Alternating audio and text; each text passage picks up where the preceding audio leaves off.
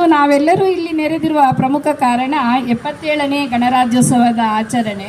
ಜನವರಿ 26 1950 ದಿನ ಮೊದಲು ಒಂದು ಸಾರ್ವಭೌಮ ಪ್ರಜಾಪ್ರಭುತ್ವ ಗಣರಾಜ್ಯವಾಗಿ ಪ್ರಪಂಚದ ಎದುರು ನಮ್ಮ ದೇಶ ನಿಂತ್ಕೊಳ್ಳುತ್ತೆ. ಅಂದಿನಿಂದ ನಾವು ಈ ದಿನವನ್ನು ರಾಷ್ಟ್ರೀಯ ಹಬ್ಬವಾಗಿ ಆಚರಿಸುತ್ತಿದ್ದೇವೆ. ಸಂವಿಧಾನವು ಕೇವಲ ಪುಸ್ತಕವಲ್ಲ, ಇದು ದೇಶದ ಕೇಂದ್ರ ಬಿಂದು ಹಾಗೂ ಪ್ರಜಾಪ್ರಭುತ್ವದ ಆತ್ಮ. ನಮ್ಮ ಸಂವಿಧಾನವು ಜಗತ್ತಿನಲ್ಲೇ ಅತಿ ದೊಡ್ಡ ಲಿಖಿತ ಸಂವಿಧಾನವಾಗಿದೆ.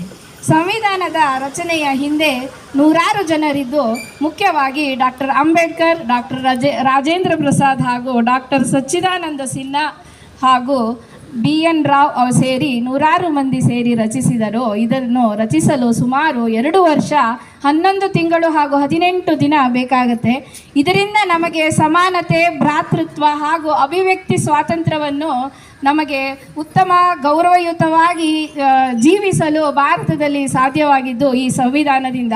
ಹಾಗಾಗಿ ಇದು ಒಂದು ನಮ್ಮ ರಕ್ಷಾ ಕವಚ ಅಂತ ಹೇಳ್ಬೋದು.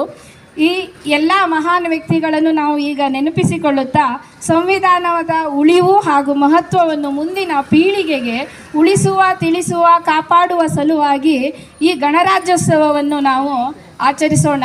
ಹಾಗೂ ಮೊದಲಿಗೆ ಈಗ ಕಾರ್ಯಕ್ರಮ ಪ್ರಾರ್ಥನೆಯಿಂದ, ದೇವರ ಪ್ರಾರ್ಥನೆಯಿಂದ ಶುರು ಮಾಡೋಣ. ಪ್ರಾರ್ಥನೆ ಶ್ರೀಮತಿ ವತ್ಸಲಾ ಶ್ಯಾಮಸುಂದರ್ ಅವರಿಂದ.